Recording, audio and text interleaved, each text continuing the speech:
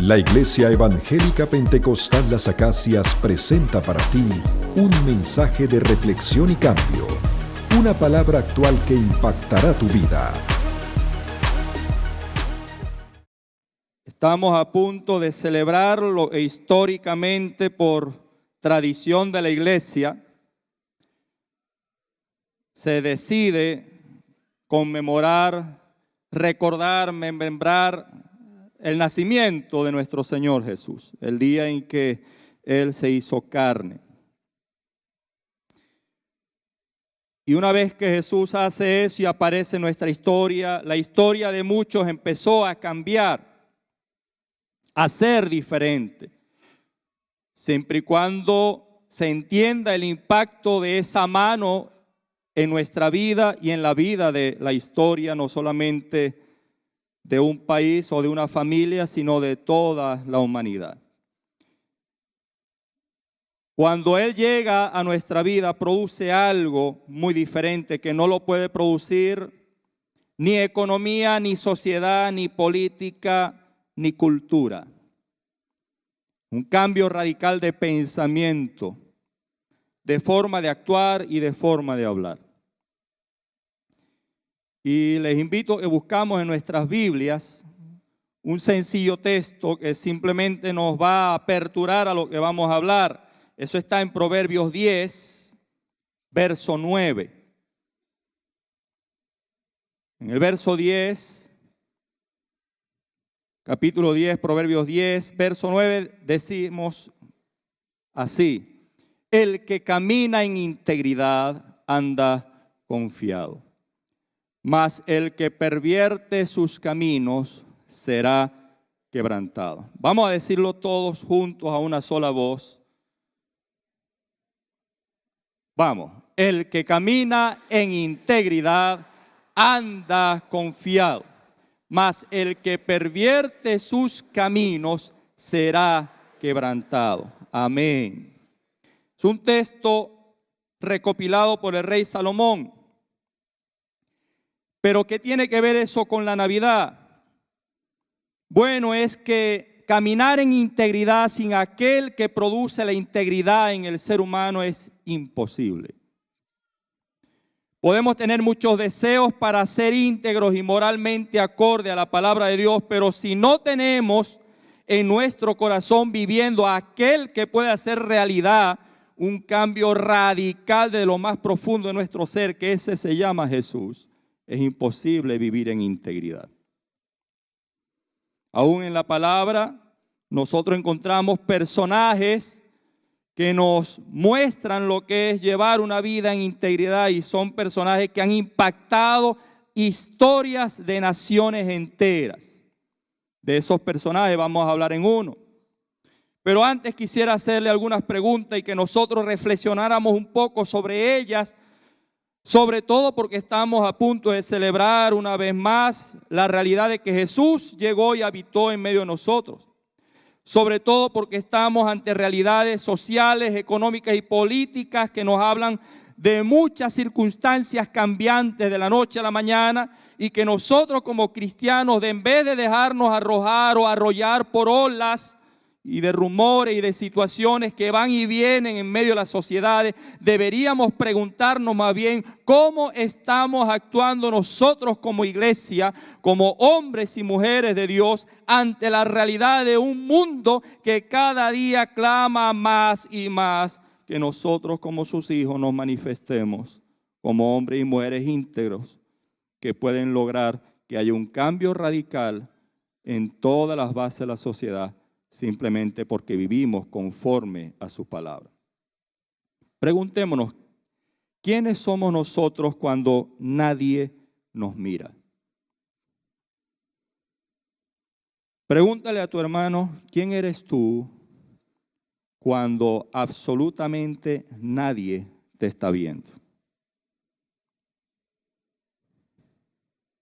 ¿Será que yo veré la misma persona en lo oculto que la persona que vemos en el público? ¿Será que el santo, el José, el Daniel, el Carlos, María o Juana es la misma en su casa y en lo oculto, donde nadie ve, que cuando estamos en la iglesia o en la calle o en el trabajo. Preguntémonos, ¿hacemos nosotros lo correcto? No importa las circunstancias. ¿Quién eres tú? ¿Quién soy yo en lo secreto? En el año 313 después de Cristo, año en que se institucionaliza la celebración tanto de la Pascua, Semana Santa, como el año en que se institucionaliza la celebración de la Navidad y la búsqueda de ubicar en qué semana o en qué día nació Jesús para poder conmemorar el cristianismo. Ese año 313 es cuando se firma un edicto. Se conoce como el Edicto de Milán. Un edicto que firma Constantino, el emperador para ese entonces, en búsqueda de la corona del Imperio Romano, tanto de Occidente como de Oriente. Cuando este hombre llega al poder, hasta el día de su muerte, pasaron 31 años. Y quiero mencionar históricamente eso para que veamos cómo a veces como cristianos nosotros actuamos en la vida. Resulta que Constantino, cuando en el 313 toma el gobierno y se firma el Edicto de Milán, históricamente cesan las persecuciones de cristianos. La iglesia cristiana acababa de pasar antes de Constantino por cerca de 20 años de persecución mundial y continua. Entendiendo mundial bajo todo lo que se llamara Imperio Romano, toda Europa, toda Asia, todo el norte de África. Y el cristiano se había acostumbrado a que vivir para Cristo era que en cualquier momento yo estaba expuesto a morir como mártir, como testigo de Jesús, por el hecho simple de decir, Jesús es el Señor. Porque para el imperio no podía haber otro Señor que no fuera el César. Constantino, por otras razones a las cuales no vamos a hablar, en el año 313, al firmar el Edicto de Milán, cesan todas las hostilidades, cesan todas las persecuciones y se abre la intención de aperturar iglesias y ya el cristianismo comienza a ser oficial. Eso produce un impacto en la iglesia. ¿Por qué produce un impacto? Porque el cristiano venía viviendo y entendiendo una realidad bíblica del Nuevo Testamento, y esa realidad era que se llega a ser cristiano por conversión. Yo me hago cristiano simplemente porque entiendo que el impacto de la vida de ese hombre llamado Jesús fue de tal magnitud en mi vida que cambió mi historia y me ha hecho pasar de muerte a vida. Por tanto, cambia mi forma de pensar, cambia mi forma de actuar, cambia mi forma de hablar y de vivir, porque ese hombre llamado Jesús me transformó no de afuera hacia adentro, sino de adentro hacia afuera. Y el cristiano por eso tenía toda la potestad, toda la autoridad y toda la convicción de base de que si tenía que morir por ese hombre llamado Jesús, no le importaba lo que pasara. Yo estoy dispuesto a hacerlo porque lo que hizo ese hombre por mí no lo ha hecho nadie en la vida. Eso es lo que era y se entendía como ser cristiano. Pero en ese año, cuando la iglesia se institucionaliza y ya no hay más mártires, no se persigue iglesia, entonces nacieron las 3 C del cristiano. Aparecen los cristianos cómodos, que son aquellos que se adaptan a toda la situación y como ya no se persigue a nadie, yo estoy tranquilo. Es más, para esa época la iglesia cristiana creía que el milenio de Jesús había llegado. La iglesia entendía que el milenio del cual se habla en la palabra en el Nuevo Testamento se había hecho realidad y que Cristo estaba reinando y que Constantino era el instrumento de Dios para establecer el reino total en la tierra. Triste realidad. Estaban los que vivían como cristianos por convencimiento, por razón. Habían los de conveniencia según las circunstancias y estaban los de conversión. A la muerte de Constantino, en el 320, lo sucede uno de sus hijos, Constancio. Y Constancio hizo algo bien particular porque quería asegurarse todo el reino para la casa de Constantino. ¿Qué hizo Constancio II? Él agarró y mandó a asesinar a todos los parientes cercanos de Constantino que no fueran sus hijos. Lo hizo. Y de chiripa se escaparon 2 sobrinos. Y uno de esos sobrinos se llamaba Juliano. Como Constancio después, siendo el último de los hijos en vida de Constantino, no dejó hijos. Al morir comienzan a buscar el descendiente próximo para ser emperador. Y al único que consiguieron en ese momento era a Juliano.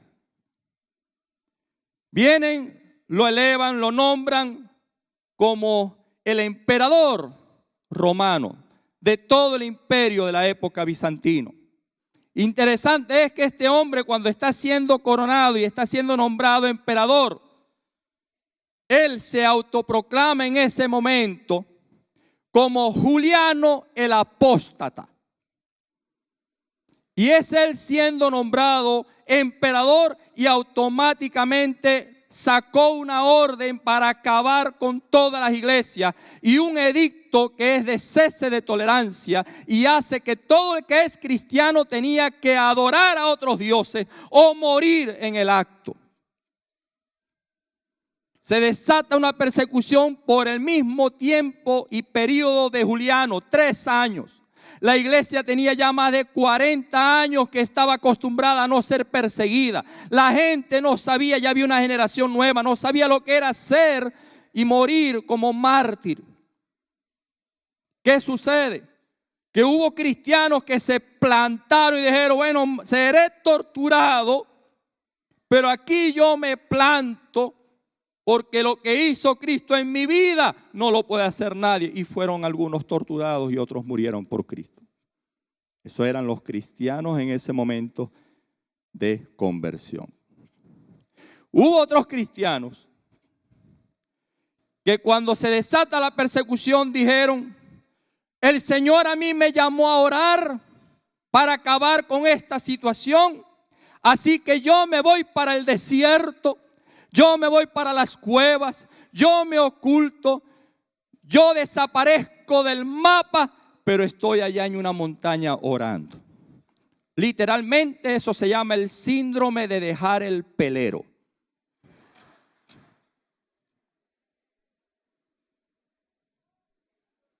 Y hubo otro grupo que cuando los llamaban y les ponían las ofrendas de sacrificio, de sahumerio e incienso, y le decían, tienes que negar a Jesús y tienes que negarlo y ofrecer a otros dioses. Este cristiano agarraba y dijo, bueno, como el Señor perdona todos los pecados, yo adoro ahora a otros dioses, yo ofrezco el incienso, yo me hago pagano y en algún momento yo volveré a ser cristiano. Ese era el cristiano de la conveniencia. A la larga de los 3 años, Juliano apóstata en una batalla muere atravesado por una jabalina. Y en el momento en que él expira, según la tradición, levanta las manos y dice, Nazareno, ganaste Galileo. Y vuelve el cristianismo otra vez a ser oficial. Pero seguidamente después de eso, la iglesia entró en conflicto. Porque los que estaban presos y los que habían sido torturados por Cristo entran a las iglesias y son venerados y son amados porque dieron la vida por Cristo, dieron y sufrieron por Jesús con integridad. Pero empezaron a salir de las cuevas y de los desiertos con sus maletas a regresar a la iglesia el que se había escondido. Y cuando entraban por la iglesia, los hermanos que se habían aguantado el chaparrón le dijeron: usted está excomulgado, usted no es cristiano. ¿Cómo que no? Yo soy cristiano. No, usted no es. Usted arrugó. Usted no confesó a Cristo. Usted no se quedó aquí chupándose las verdes, las maduras y las mandarinas con nosotros. Y los que habían negado a Cristo comienzan a asomarse y a aparecer por la puerta y a entrar. ¿Y qué vienes a hacer tú aquí? No, yo soy cristiano. Tú no eres cristiano. Tú eres apóstata, tú eres un hereje. Tú eres un inicuo. Porque tú negaste a Jesús. ¿Qué es ser cristiano, mi hermano? ¿Soy yo acaso de los que viven por convicción, que creen que la Navidad es más que una celebración? Que vivimos no solamente un diciembre al año porque celebramos que Jesús viene, sino desde el momento en que llegamos a los pies de Jesús, entendemos que la vida en Cristo es una eterna Navidad. Porque el que nació aquella vez en un pesebre, ya no está más en el pesebre, no está en la cruz y no está en la tumba, pero está en lo más profundo de nuestro corazón, para enseñarnos a vivir como hombres y mujeres que no pisamos nuestros principios.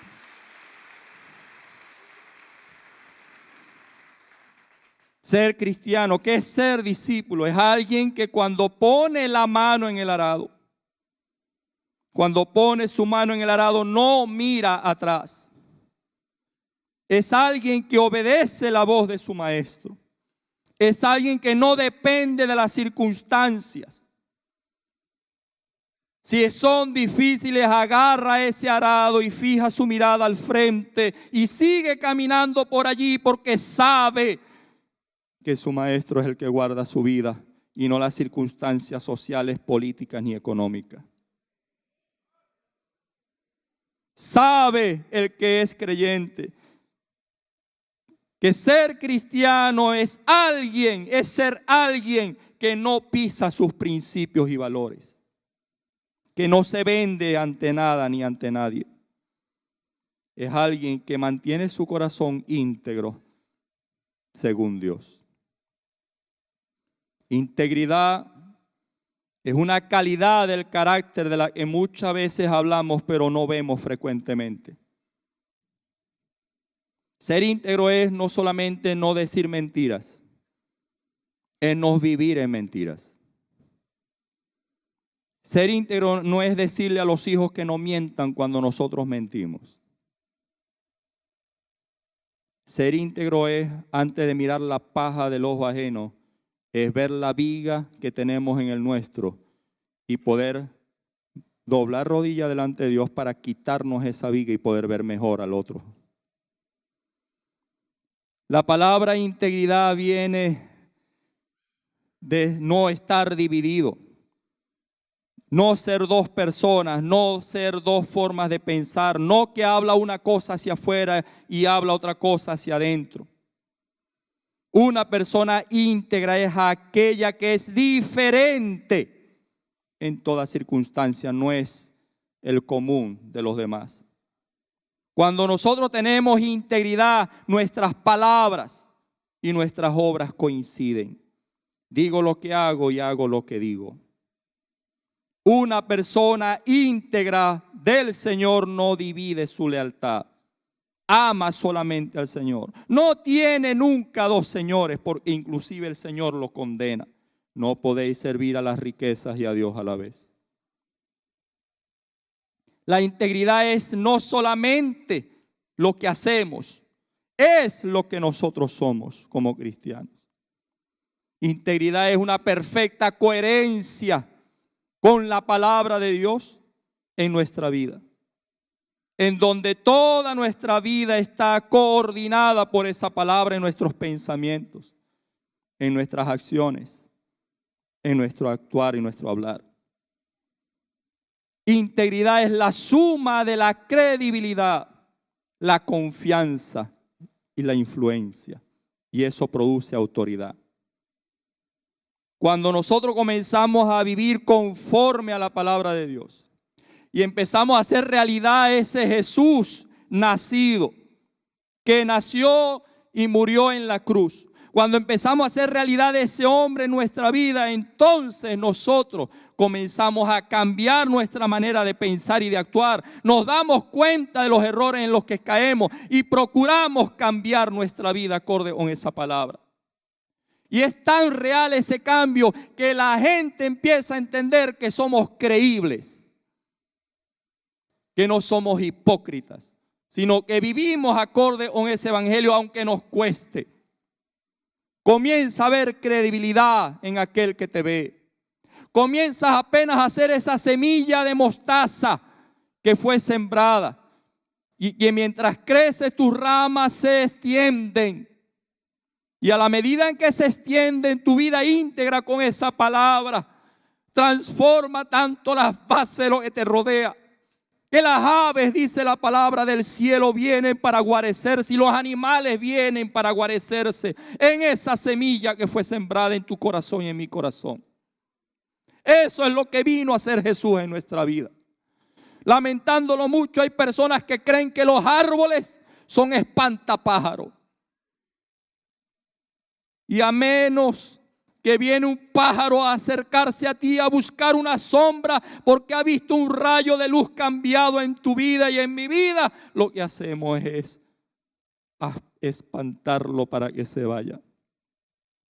Lamentándolo, hay árboles, hermanos, que en vez de que se le acercan turpiales, canarios, gaviotas, se le acercan zamuros. Cuando yo empiezo a ser creíble, cuando tú empiezas a ser creíble, es porque tú estás viviendo ese evangelio. Y en la medida en que la gente empieza a ver que tú eres creíble, entonces empieza a descubrir otra cosa más en tu vida. Empiezas a crear confianza. Yo empiezo a crear confianza y la gente cuando me ve dice: esta persona vive lo que él piensa y expresa, es confiable. Lo que hace que provoque que la gente se acerca a ese evangelio, se acerque a ese hombre, se acerque a esa mujer. Cuando tu hijo, mi hijo me pide algo y yo lo cumplo, me hago creíble y me hago confiable. Y esa confianza lleva a que tú puedas ser una persona, un hombre, una mujer de influencia para la sociedad.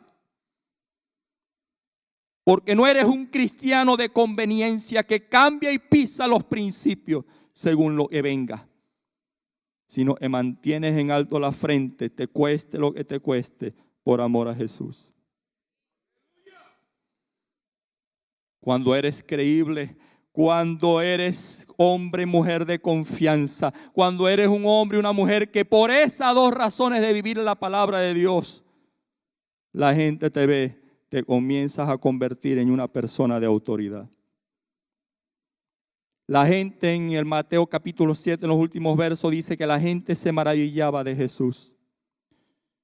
Porque cuando él enseñaba como quien tiene autoridad. Y no como un fariseo. ¿Qué quiere decir eso? Enseñaba como quien tiene autoridad. Quiere decir que la gente estaba clara que Jesús lo que hablaba, él lo hacía. Jesús no solamente decía oren así, sino él se iba tarde en la noche a orar y a salirse temprano en la madrugada a orar. Jesús no era, él enseñaba a la gente a decir ama a tu enemigo, él amó a sus enemigos.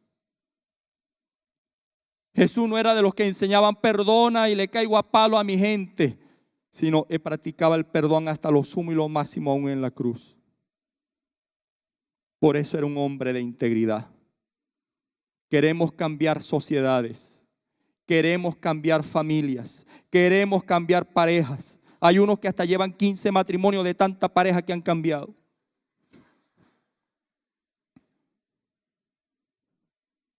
Hay unos que piensan resolver las cosas a su manera. Como aquella hermana allá en Cali, Colombia, que le oraba al Señor. Señor, mira este hombre que yo tengo. Yo no sé si tú me lo diste o yo me lo busqué. Borracho, empedernido. Háblame. Y abrió la Biblia y cuando leyó un texto agarró y venía llegando el marido a la casa y dijo, tú no entras aquí. Le sacó todas las cosas, la tiró por la ventana. ¿Pero qué pasó? No, el Señor me dijo que te echara. Y el hombre agarró y dijo, bueno, el único señor que le pudo haber dicho eso a ella fue el pastor. Y se fue para la iglesia. Y llegando a la iglesia, dice, yo vengo a buscar al pastor. Sí, dígame, yo soy. Usted le dijo a mi mujer que me botara a la casa. Y yo no le dijo eso. ¿Quién le dijo a usted eso? Mi mujer me acaba de decir que usted le dijo que me botara a la casa. Yo no he hablado con su mujer. ¿Quién es su mujer? Fulana y tal. ¿Y por qué usted dice que ella dijo? Porque yo llegando a la casa me botó todas las peroleras a la calle. Y yo le dije, ¿por qué haces eso? Y ella me dijo, porque el Señor me dijo que te botara. Tranquilo, yo voy a hablar con ella. Se fue el pastor a la casa. Toca el timbre a la casa. Se asoma la hermana arriba a la ventana y dice, pastor, no me venga a decir nada. El Señor me habló clarito con mi marido. Pero mija, ya va, las cosas no son así. ¿Cómo tú vas a votar a tu marido? Es que el Señor me habló, yo estoy muy angustiada porque se la pasa en una sola borrachera. Me castiga y a mis hijos. Y orando al Señor, abrí en la Biblia y le dije, Señor, dame una palabra. Y leí ahí, el Señor me cayó en Efesios, dice, despojaos del viejo hombre. Lo eché.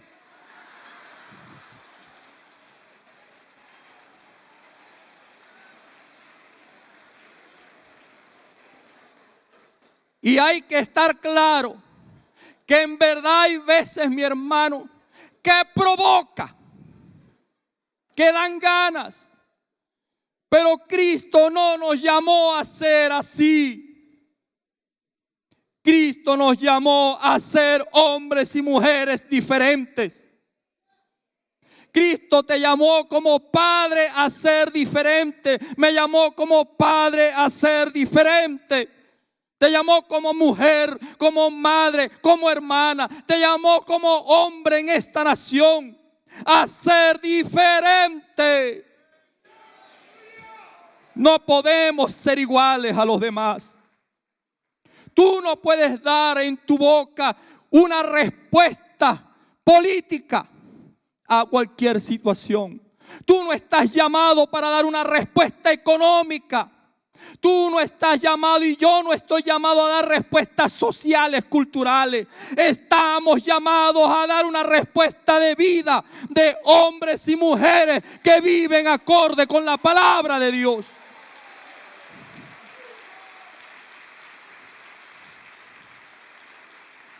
Y en Romanos 8:19 hay un texto que dice así: porque el anhelo ardiente de la creación es el aguardar la manifestación de los hijos de Dios. Y estamos en una Venezuela crucial. Estás en una familia crucial. Estás en una iglesia crucial. Estás en un hogar y una sociedad crucial en la cual te está llamando. Manifiéstate como hijo de Dios. Sé íntegro, sé íntegro, sé íntegro. No hemos sido llamados a ser cristianos de conveniencia.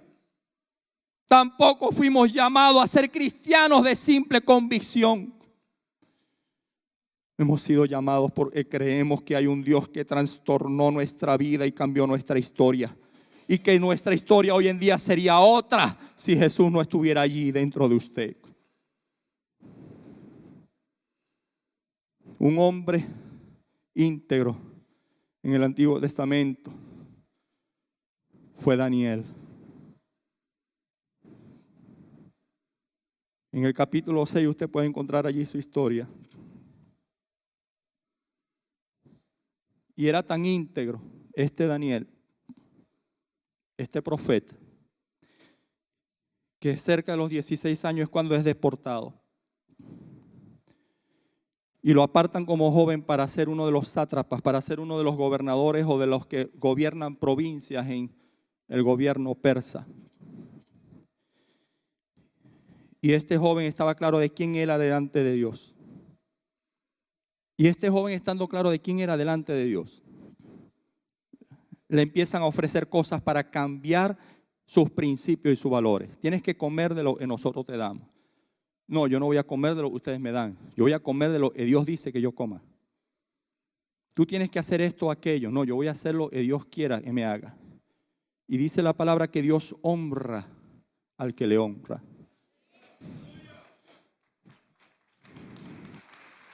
Y este joven llamado Daniel empieza a crecer y fue tan íntegro, que Dios lo llevó al puesto más alto que pudiese haber en una sociedad a nivel político, social, económico. Tan íntegro, estuvo bajo 5 gobiernos diferentes. Y este hombre tan íntegro delante de Dios, el rey en una ocasión, en el capítulo 6, decide ponerlo a él a la cabeza de todos los gobernadores. Y cuando usted lee el capítulo es interesante porque dice que pensó en ponerlo a él porque el espíritu que estaba sobre Daniel era un espíritu superior. Nosotros necesitamos en Venezuela, nosotros necesitamos en la iglesia, nosotros necesitamos en nuestros hogares hombres y mujeres que sobre su vida esté un espíritu superior. Porque cuando usted y yo tenemos sobre nuestra cabeza y nuestra vida un espíritu superior llamado Jesús, yo no me crezco, yo no me la creo, me la estoy comiendo. Yo simplemente entiendo que soy un instrumento de gracia para llevar nuestra vida y nuestra sociedad a sanidad y salvación. Y eso produce envidia. Y en el momento de la envidia, los compañeros de él, que dicen que están con él, pero no están con él, decidieron acabar con Daniel. Le hicieron todas las auditorías posibles. Le hicieron todos los exámenes para ver si en la parte económica, porque de paso el rey lo puso para que él no tuviera pérdida. ¿Me oyó bien? El rey puso a Daniel como cabeza porque no quería tener pérdida. Cuando Dios lo puso a usted como cabeza en su familia, lo puso para que en su familia no haya pérdida. Cuando Dios lo puso en el cargo que lo puso en la iglesia o en la comunidad o donde sea que lo hayan puesto a un laboral, entiéndalo, no lo puso para que haya pérdida, lo puso para que haya ganancia, porque sobre usted y sobre mi vida hay un espíritu mayor y superior que Jesús. Y no encontraron nada, no lo pudieron acusar. Se dieron cuenta que el hombre era fiel, así dice el texto. Fue fiel, hallado fiel en todo. Y ellos se reunieron y dijeron, la única manera de hacer caer a este hombre es poniendo una ley que vaya en contra de su propio Dios. Y en ese momento salieron la cuerda, mejor no lo digo, se le acercaron al rey y le dijeron, oh rey de Persia y Media, grande eres. Y usted sabe que cuando uno llega a cargo y uno no está claro porque no hay un espíritu superior sobre uno, el espíritu superior estaba sobre Daniel, pero no estaba sobre el emperador. Y cuando empezaron a halagarlo, firma este decreto para que en los siguientes 30 días solamente se adore tu imagen. Y vino el gafo, firmó. Sale la ley en Gaceta Oficial. No se puede adorar a Dios durante los próximos 30 días. Y por eso hice la pregunta, ¿es usted en lo oculto el mismo hombre y la mujer? ¿Soy yo el mismo hombre en lo oculto como lo soy en lo público? Y dice Daniel, me prohíben adorar a Dios.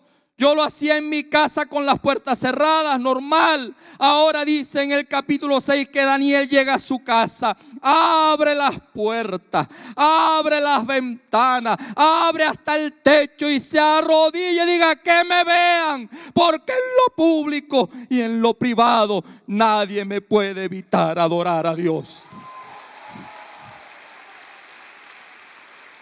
Y adoró. Y en el momento en que levanta las manos, miren mi hermano, ahí salieron todos los Black, ahí salieron todos los iPods, ahí salió Facebook, ahí salió Twitter, ahí salió Globovisión, BTV, Asamblea Nacional, todos los canales a mirarlo. Está adorando a Dios y la ley dice que no lo debe hacer.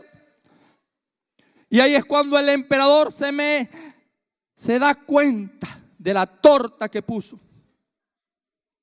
Daniel, la puse. Y Daniel le dijo, sí, la pusiste. No queda otra que lanzarte a los leones. Ponme a los leones. Lanzan a Daniel al pozo de los leones, tapan. Y el rey pasó toda la noche, dice, no escuchó música, no escuchó alegría. Sacó a los músicos, tenía dolor, no durmió, no comió, porque sabía que el hombre al cual tenía un espíritu superior lo había lanzado a la muerte por error, por no tener él mismo un espíritu superior sobre su cabeza.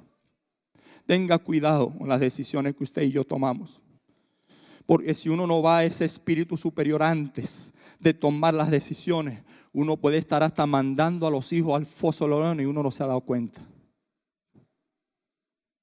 Temprano en la mañana sale el rey disparado, se pega de la piedra y dice, Daniel, Daniel, dime si tu Dios te salvó. Y en ese momento se oye una voz de lo profundo de ese pozo. Oh, rey de Persia y Media, el Dios a quien yo sirvo, el Dios a quien yo amo, aquel que es superior sobre mí, me ha mantenido en vida y ha cerrado la boca de los leones.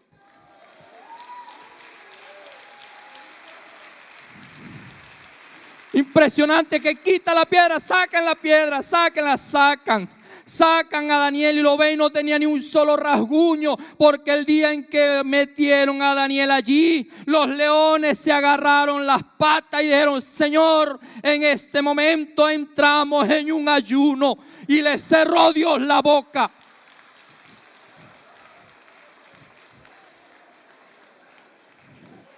Y el rey, cuando lo vio así, dijo, agarren a toda esta gente, a todos los gobernadores, que eran probablemente por encima de 26. Agarren a su esposa, porque cuando tú metes la pata te llevas también a tu esposa. Agarren a sus hijos, agárralos, pagan los hijos, metan sus siervos y agárrenlos a todos y métanlos ahí en el foso. Porque yo quiero saber si Dios va a cerrarle la boca también a estos leones. Le lanzan a toda la gente adentro y en ese momento se agarran las manos los leones y dicen, Padre de los cielos, creador del universo, te damos la gloria porque en este momento rompemos el ayuno al cual tú nos metiste.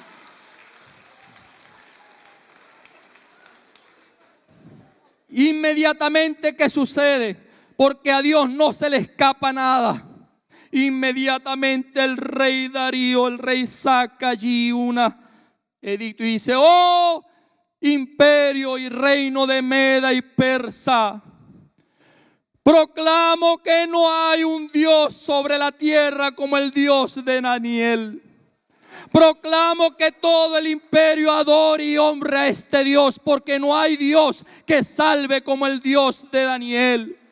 Cuando tú eres un hombre de integridad, cuando eres una mujer de integridad, que entendemos el precio que pagó Jesús, ese niño que en un diciembre nació y se hizo hombre y murió en la cruz y vivió íntegramente. Cuando somos impactados por esa vida y nos mantenemos íntegramente convencidos, convertidos en esa realidad de palabra de vida en nuestra vida. Cuando empezamos a vivir así, No hay enfermedad que valga.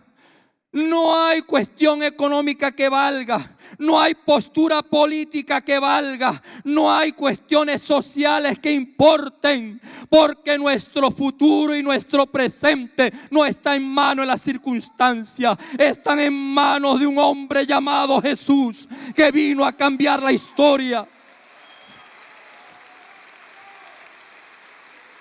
Y cuando vivimos íntegramente, y escúchalo bien, cuando vivimos en esa integridad plena, puedes que te metan en el foso de los leones, pero si te metieron y tú no fuiste el que causó que te metieran, Dios le va a callar la boca a los leones. Dios le va a cerrar la boca a los leones. Dios le va a cerrar la boca a la situación. Dios le va a cerrar la boca a aquellos que te ponen por el piso, porque has vivido íntegramente conforme a lo que Dios dice. Por eso dice el texto de Proverbios. ¿Cómo dice el texto de Proverbios? El que camina en integridad anda confiado, mas el que pervierte sus caminos será quebrantado. Cierra tus ojos y respira. Ahora sí, respira profundo.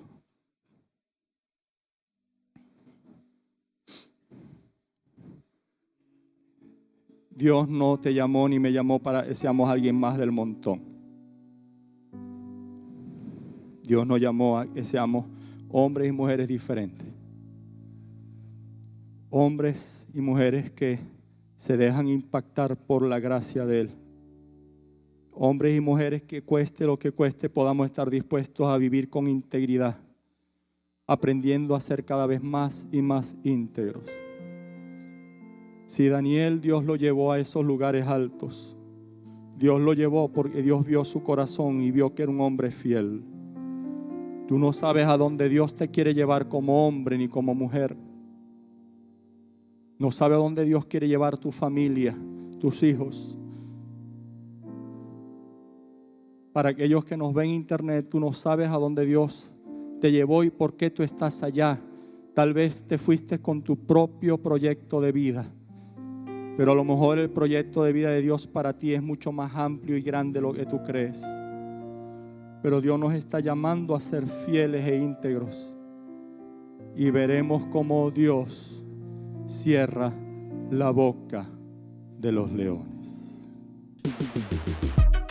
Fue el mensaje de la palabra de Dios de la Iglesia Evangélica Pentecostal Las Acacias. Si deseas adquirir este material, puedes llamar al teléfono 213-7031